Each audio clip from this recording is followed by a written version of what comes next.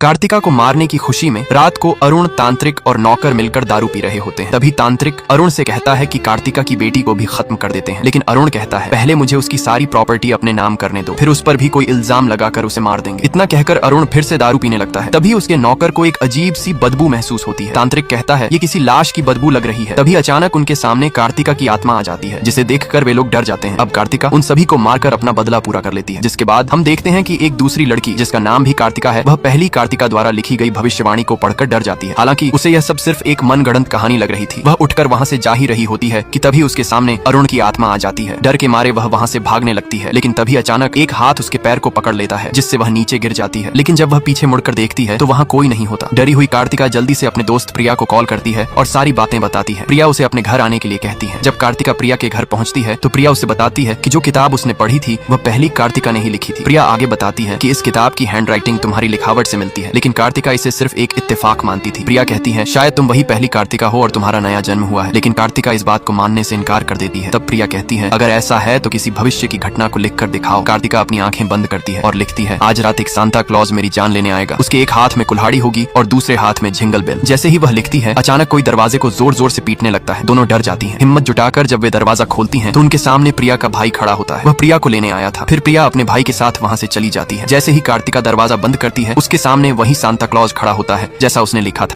किस मूवी का नेम जानना है तो फॉलो एंड शेयर करना पड़ेगा। उसके बाद एक कमेंट करो, मूवी नेम मिल जाएगा।